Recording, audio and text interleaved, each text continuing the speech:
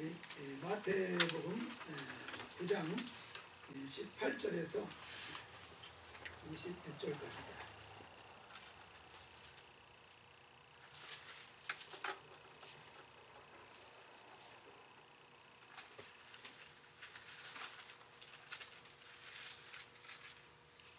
마태복음 9장 18절에서 26절까지 같이 합독하시도록 하겠습니다.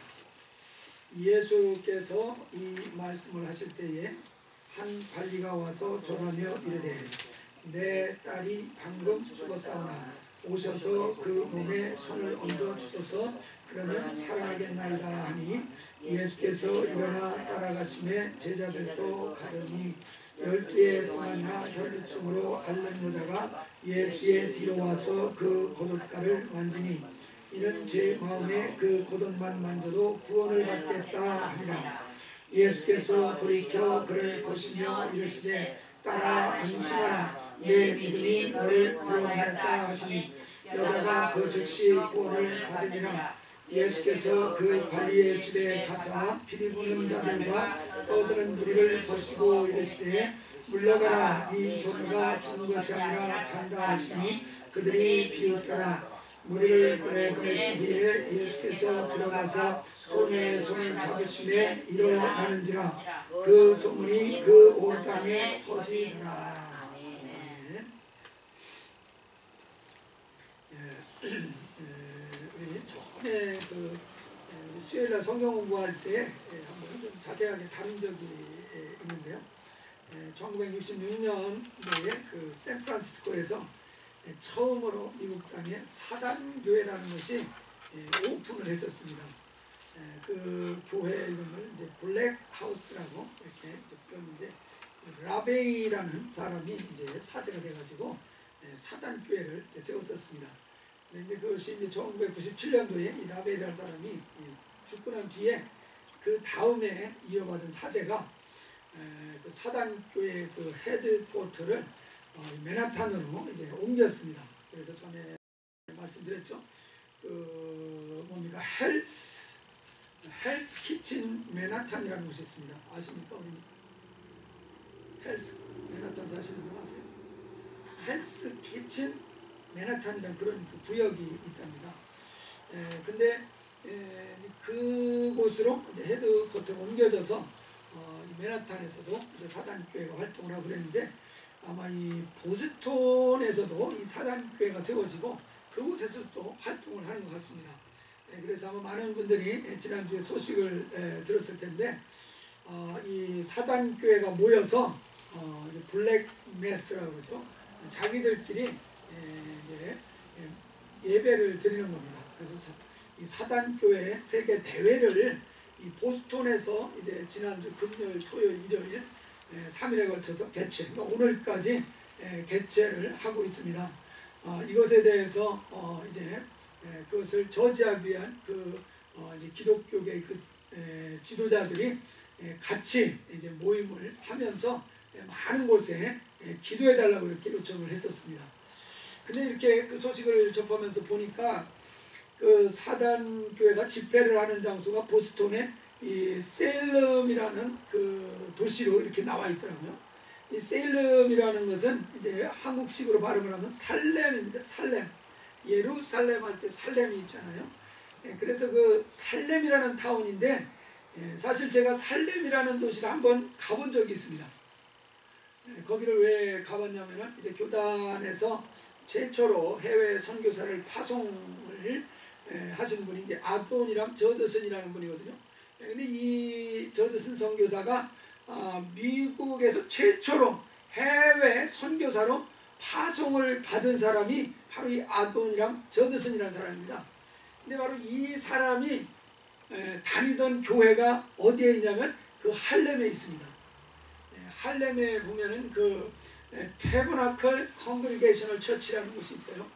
바로 성막 회중교회라는 곳이 있는데 바로 거기에서 미국에서는 최초로 해외 선교사를 파송하는 그 일을 했던 그 도시가 바로 이 할렘이라는 도시입니다. 근데 이 사단 숭배자들이 그 도시에 모여가지고 하나님 하시죠. 사단에게 어떤 그 예식을 하는 그런 대회를 그곳에서 벌인다는 것입니다. 왜 그 살렘이라는 도시를 택했을까? 나름대로 여러 가지 이유가 있겠지만은 이 사단 교회의 목표와 관계가 있겠구나 하는 생각을 저는 했어요. 이 사단 교회들이 가지고 있는 목표는 다른 것이 아니고 미국이 기독교회로다, 기독교 국가로다가 알려져 있지 않습니까? 그래서 현재 정말 전 세계에 기독교를 옹호하고 기독교를 정말 지원하는 그 역할을 하고 있는 나라가 든든한 뒷배경이 되고 있는 나라가 사실 미국 아닙니까? 그렇기 때문에 기독교를 깨뜨리려면은, 기독교 세력을 없애려면은, 그래서 이제 기독교가 아닌 이제 무신론 이런 것으로 바꾸려면은 맨 먼저 이제 부셔뜨려야 될 대상이 바로 이 미국이라고 본 것입니다. 그래서 미국을 이제 기독교 국가라고 그러잖아요. 이 기독교 국가를 부셔서 무신론 국가로 만들자. 그래서 무신론 국가로 만들면은 전 세계를 무신론 국가로 만들 수 있다. 이런 그 전략을 가지고서 아주 전략적으로 미국을 무신론 국가로 만들려고 하는 겁니다. 그러니까 자기들의 사단교회를 전 세계로 퍼뜨리기 위해서 전략적으로 미국을 지금 무신론 국가로 만들려고 하는 것입니다.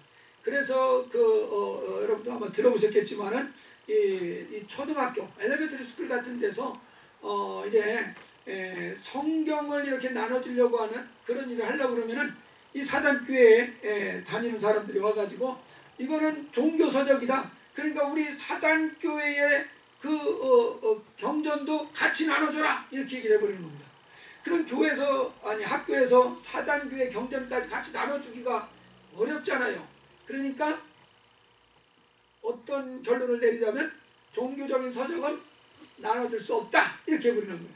그러니까 학교에서 성경도 가져가지 못하게, 성경도 나눠주지 못하게, 또 기도도 못하게 이렇게 만들어버리는 겁니다. 그러는 바람에 정말 기독교가 급속도로 약화되는 그런 것이 지금 이루어지고 있다는 것에 대해서 여러분 잘 아실 겁니다. 이런 것들이 바로 이 사단 교회들이 아주 전략적으로 그렇게 하나하나 실천해 나가고 있는 그런 가운데서 이루어지는 일들이라는 것입니다. 그냥 적당히 우연히 되는 게 아니라 그것을 체계적으로 전략을 세워가지고 이 사단교회 사람들이 진행하고 있는 일이라는 것입니다. 그것을 어떻게 하냐면은 사단교회의 이 10개년 계획 이런 것들이 구체적으로 나와 있는 것들을 이제 입수해서 보면은 그 계획대로 하나 지금 미국에서 진행되고 있는 것이 너무나 똑같이 진행되고 있는 것을 이 전문가들이 발견을 한 것입니다. 이게 우연히 되는 일이 아니라 전략적으로 되는 일입니다. 그러니까 우리가 10월 31일 날 이 뭡니까? 할로윈데이 이런 것들이 확 퍼지고 또 이런 것들을 학교에서도 행사를 하게 만들고 이런 것들이 다 전략적으로 또 법률가를 동원해 가지고 이런 그 뭡니까 이 동성애 이런 거를 막 이제 합법화시키는 이런 것들을 계속해서 이제 추진하고 이런 것들이 있는 것입니다. 그래서 이 사단교회에도 이제 그 계명이 있지 않습니까? 우리 교회에서는 10계명을 제가 나눠드린다는 얘기를 특별히 한 이유가 있습니다. 이런 사단교회가 자기들의 그 뭐 9가지 뭐 11가지는 계명을 퍼뜨리고 있는 것인데 사단교회의 제1계명이 뭔지 여러분 아십니까? 그때 성경부 시간에 말씀을 드렸는데 뭘 것 같습니까? 우리 정말 율법의 10계명 중에 첫 번째 계명이 뭡니까? 나 외에 다른 신이 없다. 나 외에 다른 신을 섬기지 말라. 나 외에 다른 신을 내게 두지 말라. 이것입니다. 그래서 사단교회의 제1계명은 뭘 것 같습니까? 사단 외에는 다른 것을 섬기지 말라. 이렇게 돼 있을 거라고 생각하는데 그게 아니고 정확하게 내 뜻대로 살아라 이겁니다. 계명이. 네 맘대로 살아라. 그게 첫 번째 계명이에요. 그래서 그 사단교회의 그 사제로 유명한 킨제이라는 사람이 있습니다. 킨제이 아마 여러분 들어보셨죠? 킨제이의 그 성보고서가 유명하지 않습니까? 이 킨제이가 이 사단교회 사제였는데 그 사제가 하는 말이 당신이 원하는 것을 해라. 그것이 율법의 전부다. 그렇게 말합니다. 네가 하고 싶은 대로 하라는 거죠. 네 뜻대로 해라. 네 마음대로 해라. 맘대로 해라 그렇게 말하는 것입니다. 그래서 디모데후서 3장 1절 2절 이하에 보면은 말세는 본통하는 때가 이르는데 첫 번째 징조가 뭐냐면은 사람이 누구를 사랑합니까? 자기를 사랑한다는 것이요. 그러니까 너는 주인이 너니까 네 맘대로 할 권리가 있다. 그러니까 너 하고 싶은 대로 해라. 그게 뭡니까? 자기 사랑이죠. 자기 사랑. 그래서 자기 애를 팍 부추기는 겁니다. 언뜻 듣기에 좋습니까? 싫습니까? 아, 너 하고 싶은 대로 할 권리가 너한테 있다니까? 아, 네 맘대로 해? 이거 얼마나 달콤합니까 이게? 근데 성경은 뭐를 사랑하라고 합니까? 너는 부인하고 너는 십자가에 못을 박아버리고 바로 주 예수를 사랑하라. 내 주 예수를 그것도 마음과 뜻과 목숨과 성품을 다 해서 주 너희 하나님을 사랑하라 이렇게 얘기를 하는 건데 그런데 이 사단 교회에서는 반대로 가르치는 겁니다. 하나님 그렇게 사랑할 필요 없고 너를 사랑하라. 그렇게만 하면은 계명을 어길 수 있게 만들어 주는 것이거든요. 그러니까 하나님 그렇게 사랑하지 마. 계신지 안 계신지 너 잘 모르잖아. 그런 식으로 막 혼미케 해가지고 너를 사랑하라. 이것이 사단 교회의 첫 계명입니다.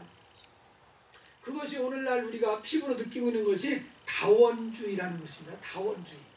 다원주의가 극대화되니까 그러니까 근본이 뭐 불교도 있고 뭐 이슬람도 있고 이렇게 유대교도 있고 뭐 이런 거 몇 가지가 아니라 이제는 다원이 모든 사람이 다 근본이라고 이렇게 얘기하는 겁니다.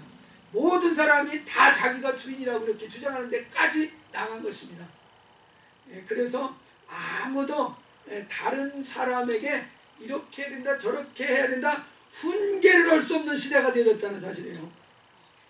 가끔 한국에서 그런 얘기 듣지 않습니까? 어르신네들이 이 젊은 애들 아주 나쁜 행동하는 걸 보고서 젊은 애 그런 거 하지 말라고 이렇게 훈계조로 얘기했다가 봉변당하는 적이 듣지 않습니까? 요새는 훈계할 수 없는 그런 그 사상이 아주 깊숙이 배어 들어가고 있는데 그 사상이 어디에서 나온 거냐 하는 것입니다. 그냥 우연히 나온 사상이 아니라 이 사단교회 사람들이 계획적으로 전략적으로 세상에 뻗들이고 있는 상황이라는 얘기입니다. 이게 참 무섭다는 것이요. 그래서 오늘날 이 엔티 기독교 세력들이 너무나 이렇게 흥행해가는 이런 그 시대인 것입니다. 주님께서도 마지막 때에는 이런 미혹들이 아주 극심할 것이라는 것에 대해서 이미 가르쳐 주셨습니다. 마태복음 24장 4절에 보면은 너희가 사람의 미혹을 받지 않도록 조심을 해야 된다. 그리고 5절에 하신 말씀이 뭐냐면은 많은 사람이 내 이름으로 와서 이르되 나는 그리스도라 하여 많은 사람을 미혹하리라 그랬습니다. 세상에 이 미혹도 엄청나게 많이 있지만은 이 5절에서 보면 많은 사람이 누구 이름으로 오냐면은 내 이름으로 온다는 것입니다. 예수 그리스도의 이름으로 온다는 것이요. 바로 기독교의 이름으로 와서 내가 그리스도다. 이것이 그리스도의 뜻이다. 이렇게 신앙생활해야 된다. 이런 가르침들이 아주 다양하게 나타난다는 것에 대해서 말씀합니다. 그래서 교회 안에서도 많은 미혹들, 많은 혼란들이 발생하게 될 것이다. 그렇게 말씀을 했습니다. 우리가 제가 지난주에 책을 읽다가 이 볼테르라는 사람의 말이 나오는 거 보고 깜짝 놀란 것이 있습니다. 여러분 볼테르라는 사람 아마 들어보신 분은 들어보실 겁니다. 저 18세기의 그 프랑스의 이 계몽주의의 대표적인 사람입니다. 우리 미국의 정신이라고 그러면은 보통 자유라고 그러지 않습니까? 자유. 자유가 아니면 죽음을 달라. 패트릭 헨리가 말한 유명한 말이지 않습니까? 그래서 그 미국의 정신으로까지 딱 받아들여질 만큼 아주 유명한 말이 이 패트릭 헨리가 말한 자유가 아니면 죽음을 달라.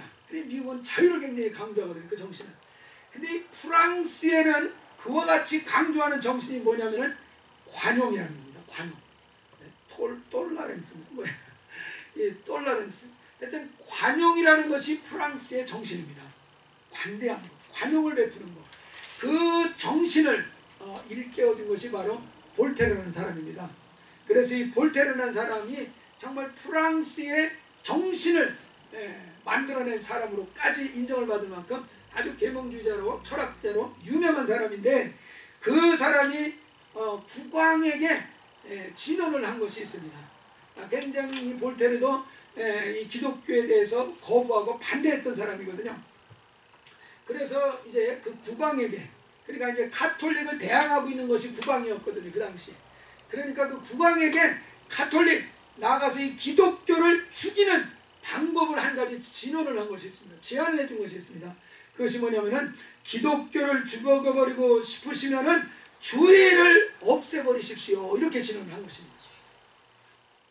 유명한 볼테르라는 이 철학자요, 계몽주의자가 기독교를 죽이는 방법이 하나 있습니다. 국왕이시여. 그것이 뭐냐? 주의를 지키지 못하게 하시면 됩니다. 그것을 방법을 가르쳐 줬다는 얘기를 책에서 제가 읽고서 깜짝 놀란 것입니다. 우리가 이 코로나 한 3년 지내고 나서 나타난 것이 주의를 지키는 것에 대한 그 믿음이 흐트러졌지 않습니까? 주의를 거룩하게 구별하는 것, 그리고 주님 앞에 나와서 예배를 드리는 것, 이것에 대한 개념이 흐트러져 버렸어요. 뭐 꼭 예배 그렇게 매일 주일날 시간을 지키고 또 장소를 지켜서 그렇게 나가서 예배를 꼭 드려야 예배인가? 꼭 그래야 하나님이 받으시는가? 뭐 어떤 이런 그 자세가 희미해진 것입니다. 그래서 주일 성수에 대해서 희미해지다 보니까 뭐 꼭 성찬을 해야 되는가? 이런 거에 대해서도 희미해지고, 꼭 뭐 교회에다가 11조 바쳐야 되는가? 그냥 뭐 이렇게 자선하는 데다 내가 드려도 상관없지? 뭐 이런 모든 기본적인 개념들이 많이 흐트러져 버리고 말았습니다. 우리가 주님께서 이 마지막 때에 이런 그 혼란스러운 것을 어떻게 이제 해결을 해야 될 것이냐, 그 마지막 때를 쭉 다 얘기하시고 나서 결론적으로 그러기 때문에 어떻게 해야 되느냐, 누가복음 21장 36절에 보면 이러므로 너희는 장차 올 이 모든 일을 능히 피하고 인자 앞에 서기 위해서, 그러니까 이 모든 혼란과 미혹들을 다 피하고 다 이기고 우리 주님 앞에 서기 위해서, 다시 오실 주님을 만나기 위해서 할 일을 말씀을 해주셨습니다. 그것이 뭐냐면은 따라서 해보시죠. 항상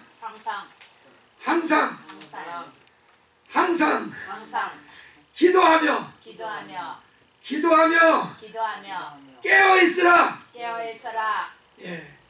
주님이 이 많은 혼란과 이 많은 정말 그 위험들을 피하고 주님 앞에 똑바로 서서 주님을 만나려면은 어떻게 해야 되느냐? 기도해야 된다. 그렇게 가르치셨습니다. 해결책은 기도해야 된다. 기도도 그냥 일주일에 한 번이 아니라 항상 기도해야 된다는 것입니다. 그냥 돌아다니면서 우리가 일하면서 기도하는 거 말고 오직 기도에만 집중해서 기도할 수 있는 이 구별된 이 기도의 시간을 반드시 가져야 된다. 그렇지 않으면 이 혼란을 이길 수가 없다. 구별할 수가 없다. 그 얘기를 하신 것입니다. 우리가 읽은 이 본문 말씀에서도 보면은 이 혈루증 여인이 고침받는 이야기가 중간에 나오고 있습니다. 이 혈루증 여인을 한번 살펴보면은 12년 동안 이 혈루증을 앓았다고 이렇게 말했습니다. 그러니까 그 기간 동안에 어떻게든지 병을 좀 고침받고 싶어가지고 많은 의사들을 찾아다녔습니다. 근데 병은 낫지 않고 오히려 병은 더 중해지고, 또 의사들 찾아다니라고 병원비로 가지고 있는 재산도 다 소진해버리는 이런 상황이 되어버렸다고 말하고 있습니다. 그래서 정말 낙심할 수밖에 없고 절망할 수밖에 없는 이런 그 상황에서, 죽음을 기다릴 수밖에 없는 것 같은 이런 긴박한 상황에서 그에게 한 가지 소식이, 소문이 들려왔다고 그랬습니다. 예수님에 대한 소문이 들려온 것입니다. 예수님은 말씀으로 귀신들을 내어 쫓으시고 각색 병든 자를 다 고치신다. 심지어는 죽은 자도 한순간에 살려내시는 능력이 있으신 분이다 하는 그 소식을 이 혈루증 걸렸던 여인이 들은 것입니다. 그 소문을 듣자마자 내가 그분만 만나면 내 병도 아주 수월하게 고칠 수 있겠구나, 그런 그 마음에 믿음이, 확신이 이렇게 생긴 것입니다. 더 이상 치료비를 낼 수도 없고 더 이상 뭐 드릴 수는 없고, 그러니까 그분 앞에 당당하게 나갈 수는 없는 그런 처지고, 그러다 보니 그가 치료만 받고 싶고, 그러니까 군중이 막 휩싸여서 예수님이 가는 그 상황을 이제 이용을 한 것입니다. 많은 군중들이 있으니까 그곳에 자기가 섞여 들어가도 뭐 누가 누군지 알지 모르지 않습니까? 섞여 들어가가지고 그 뒤로 가가지고 예수의 옷자락을 살짝 만진 것입니다. 그랬더니 만지는 순간에 혈루증이 치료되는 놀라운 치유의 역사가 나타났습니다. 놀라운 주님의 그 치유의 은혜를 경험을 한 것입니다. 그러나 그것은 어디까지나 주님한테 허락을 받고 치유의 능력을 자기가 힘입은 게 아니고 몰래 도둑질하듯이 옷을 만져서 자기가 치유를 받은 것이거든요. 그러니까 막상 치유는 받았지만은 내가 몰래 주님의 능력을 도둑질했다는 어떤 마음의 부담이 그에게는 남아 있었던 것입니다. 주님께서는 그 부담을 해결해 주시려고 누가 내 옷에 손을 댔느냐 하고서 그 여인을 샀습니다. 그냥 모른 척하고 슬쩍 가셔도 뭐 주님한테 무슨 상관이 있겠습니까? 예? 주님한테 무슨 뭐 어려움이 있겠습니까? 아무 문제 없습니다. 주님한테는 그냥 슬쩍 지나가셔도. 근데 왜 굳이 누가 내 옷에 손을 댔느냐, 내 옷에 손을 댄 데가 있다 이러면서 찾겠습니까? 사실 찾는 것이 주님이 몰라서 찾는 것도 아닐 것입니다. 다만 그 여자가 자기가 자기 입으로 이제 인정하고 신앙하는 그것을 바랬기 때문에 그렇게 이제 말씀을 하신 것이죠. 그래서 이제 자기가 숨길 수 없다는 사실을 알고 예수님 앞에 나와서 무릎 꿇고 자백을 했습니다. 내가 이런 병이 있어서 고침을 받고자 주님의 옷자락에 손을 댔고 그 대는 순간에 고침을 받았습니다. 참으로 은혜 입었습니다. 이런 그 고백을 할 때 주님께서 평안히 가라 이렇게 말씀을 하십니다. 본문에도 보면은 22절이죠. 따라 안심하라. 도둑질한 것처럼 생각해서 마음에 부담 갖지 말아라. 내 믿음이 너를 구원했으니 걱정하지 말고 평안히 가라 하고 오히려 이제 축복해 주시는 그런 일을 하심으로써 부담을 완전히 없애주시는 그런 일을 이제 하셨습니다. 그래서 저는 이 여인이 예수님의 옷자락을 한 번 만지는 순간에 자기의 이 12년 동안 가지고서 해결 못했던 이 혈루증을 순간에 치료받는 놀라운 역사가 있는 이 사건을 보게 됩니다. 이런 놀라운 역사가 있는 것을 말씀하고 있어요. 근데 우리는 정말 우리 안에 가지고 있는 문제들이 뭐가 있습니까? 우리도 예수님 앞에로 나아가면은 어떠한 문제든지 해결받는, 순간에 해결받는 역사가 나타날 줄 믿으시기 바랍니다. 저는 특별히 예수님께서 이 땅에 오셔서 3년 반 동안 공생애를 사시고 마지막에 십자가에 달려서 못이 박히시고 그러므로서 몸이 찢겨지시고 피를 다 쏟으셔서 죽으시는 그 일을 하신 것을 생각하게 됩니다. 왜 예수님이 이렇게 십자가에 못 박혀서 몸이 찢어지시고 피를 다 쏟으시고 죽으시는 그런 일을 하셨습니까? 그분이 죄가 있어서 그런 형벌을 당하셨습니까? 아니라는 것입니다. 아니면은 그 당시에 자기의 명예욕, 어떤 자기의 그 권세욕, 이것에 사로잡혀 있는 대제사장들, 또 바리새인들, 뭐 서기관들, 이런 사람들의 권력욕, 명예욕, 그룹들의 죄 때문에 예수님께서 십자가에 달려 죽으신 것입니까? 겉으로 볼 때는 분명히 그들로 말미암아 달려 죽은 것 같습니다. 그러나 실제로 성경에서는 누구의 죄 때문에 그분이 십자가에 달려서 죽으셨다고 말씀을 합니까? 바로 우리들의 죄라고 말씀을 하고 있습니다. 우리가 이사야서 53장 5절에 보면은 그가 찔림은 우리의 허물 때문이요 그가 상함은 우리의 죄악 때문이라. 그가 징계를 받음으로 우리가 평화를 누리고 그가 채찍에 맞으심으로 우리가 나음을 받았도다. 우리는 다 양 같아서 그릇 행해서 각기 제 길로 갔거늘. 각자 자기가 옳다고 생각하는 그 길로 자기 마음대로 갔다는 것입니다. 그것이 바로 죄악이라서 그 죄악을, 우리 모두의 그 죄악을 그분에게 담당시키셨도다. 바울 사도도 로마서 4장 25절에서 예수는 우리가 범죄한 것 때문에 내어줌이 되었다 이렇게 말하고 있습니다. 그래서 우리의 죄 때문에 그분이 내어줌이 됐고 그래서 십자가에 달려서 죽으시는 그 일을 했다는 것입니다. 그래서 그분이 십자가에 달려 죽으신 이유가 우리의 죄악 때문이라는 것을 우리가 말씀을 통해서 분명히 확인하게 되어집니다. 여인이, 이 혈루증 여인이 예수가 치료자라는 소문을 들은 것처럼 우리는 예수가 우리의 죄악의 구원자라는 얘기를 들은 것입니다. 바로 이 말씀을 듣고 나서 우리가 그분을 이제 받아들이는 것, 그분이 십자가에 못 박히신 그 못자국을 우리가 받아들이는 것입니다. 정말 그분이 살이 찢기신 그 찢기신 살을 우리가 받아들이는 것입니다. 피를 다 쏟으신 그분의 몸을 우리가 받아들이신 것입니다. 바로 그분의 못자국을 우리가 만지는 순간에 우리의 죄악의 무거운 짐이 다 벗겨지는 역사가 나타나는 줄 믿으시기 바랍니다. 우리가 이 경험을 한 것이 아닙니까? 그분이 피를 흘리시고 죽으시는 그 역사를 이뤘다는 사실을 깨닫는 순간에 우리에게서는 죄악의 무거운 짐이 다 벗겨지는 역사가 나타났습니다.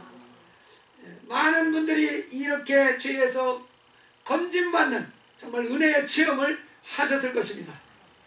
이 은혜의 체험이 너무나 감사하고 기뻐서 그 즐거움이 늘 충만했는데 시간이 지남에 따라서 그 정말 죄 사함 받고 죄 용서함 받은 것의 기쁨과 감격을 좀 잃어버리는 그런 경우가 많이 있습니다. 그 잃어버리는 이유를 제가 잘 생각을 해봤는데요. 은혜 받은 뒤에도 계속해서 다시 반복해서 죄를 짓고 또 잘못하고 또 실수하고 그러다 보니까 여전히 또 죄로 말미암아 양심에 가책을 받게 되고 그러다 보니까 이게 죄사함 받은 것이 이게 뭔가 효력이 좀 잘 안 나타나는 그런 상황이 되어지는 것 같습니다. 바로 이때 좀 분명하게 우리가 잘 생각하셔야 될 것이 있습니다. 우리가 죄사함 받고 하나님 앞에 의롭게 인정을 받은 것이 은혜로 되어진 겁니까? 행위로 되어진 것입니까? 그분의 100% 은혜로 되어진 것입니다. 우리가 그분의 십자가의 못자국을 만지는 순간에 우리의 죄가 용서되어지고 하나님 앞에서 의롭다 이렇게 인정을 받게 되어졌습니다. 이것은 은혜로 하나님의 은혜로 되어진 것이죠. 예수 그리스도의 공로로 되어진 것이지 내 행위로 되어진 것이 아니라는 사실입니다. 그 말은 무슨 얘기냐? 그 은혜 받았을 때 내가 달라졌어요? 안 달라졌어요? 하나도 안 달라진 것입니다. 내 수고와 노력으로 되어졌다면 내가 달라진 부분이 있을 수 있죠. 그러나 100% 그분의 공로로 그분이 못자국 그분의 정말 피 흘리심 그분의 살에 찢기신 공로로 100% 그분의 공로로 내가 용서받고 하나님 앞에 의롭다 인정받게 되어졌기 때문에 나는 아무것도 사실 변한 게 없습니다. 변한 게 없으니까 여전히 죄짓고 여전히 실수하는 게 나올 수밖에 있습니까? 없습니까?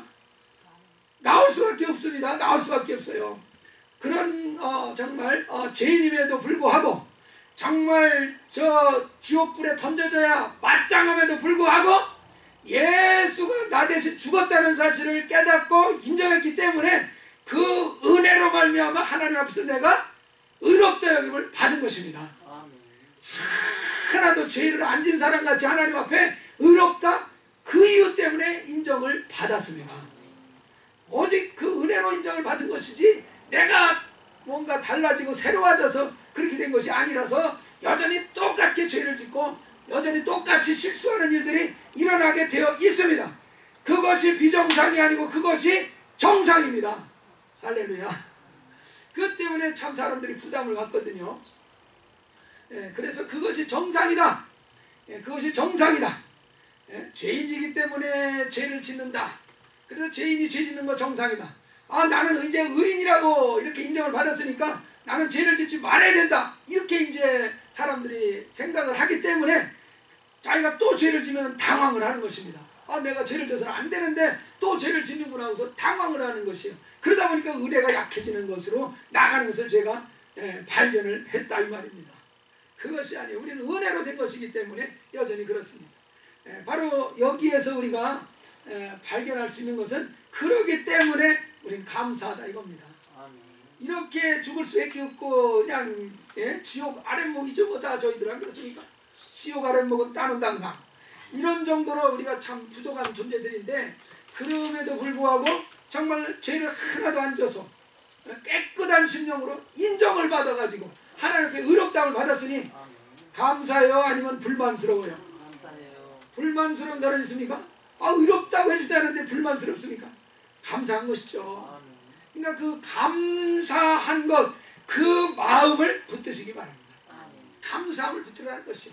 그리고 한 걸음 더 나가서 그 감사함을 인해서 기뻐하라는 것입니다. 이렇게 감사하고 기뻐할 때에 우리가 변화되어 간다는 사실입니다. 이렇게 감사하고 기뻐함으로 우리가 항상 자기 마음을 잔치집같이 만들어 놓으면, 그러면은 나 자신까지도 변화되어지는 역사가 굉장히 빠르게 진행이 될 수가 있습니다. 근데 우리가 이 은혜를 인해서 감사하고 이 은혜를 기억하고 항상 기뻐하는 그 삶을 살아야 내가 변화가 되는 것입니다. 자연스럽게 변화되게 돼 있어요. 그런데 거기에 보면 항상 기뻐하라, 범사에 감사하라, 그 중간에 뭐가 있냐면은 쉬지 말고 기도하라, 이것이 있습니다. 쉬지 말고 기도하라. 그래서 우리가 감사하고 기뻐하면서 하나님 아버지 감사합니다. 나 이렇게 부족하고 죄악된 존재임에도 불구하고 그 보혈 피로 나를 죄를 다 지불해 주셔서, 죄값을 지불해 주셔서 나를 깨끗게 해주시고 나를 의롭게 해주시니 감사합니다. 하나님 아버지 감사합니다. 이 감사의 기도를 적극적으로 하나님 앞에 올려드리시기 바랍니다. 아멘. 그러면서 이 감사로 기쁩니다. 나는 정말 하나님 앞에서 이 은혜를 받아서 감사하고 기쁩니다. 아멘. 그러면서 기쁨을 고백하고 그 다음에 한 가지 구할 것이 있다고 그러면은 그 은혜 받은 자에게 약속하신 것이 성령입니다. 아멘. 그래서 성령 충만함을 받으라 말씀하셨거든요. 그러니까 기쁘고 감사한 마음에 성령을 주시옵소서, 성령 충만을 주시옵소서. 그래서 성령 충만함을 구하라는 것이요. 그러면 성령이 우리에게 임하시면은 그 성령께서 너를 모든 진리 가운데로 인도해 주신다 약속하신 것입니다. 성령께서 너를 진리 가운데로 인도해 주신다 약속을 하셨어요.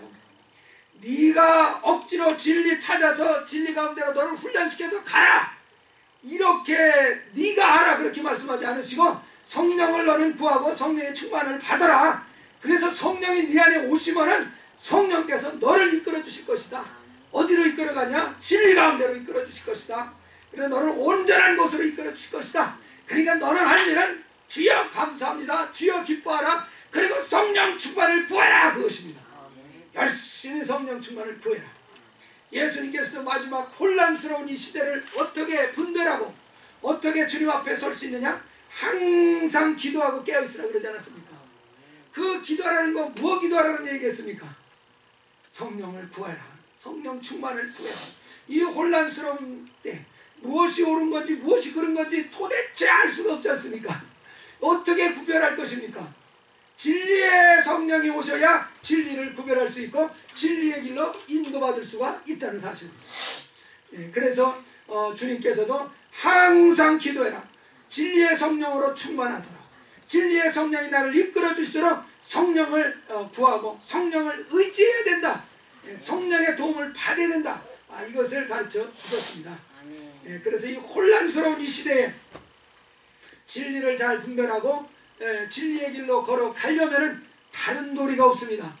바로 기도하는 도리, 은혜 충만해서 감사를 넘치게 하는 그 은혜 안에 자기 마음을 잘 지키면서 그 마음속에 성령을 부어주옵소서, 성령을 부어주옵소서.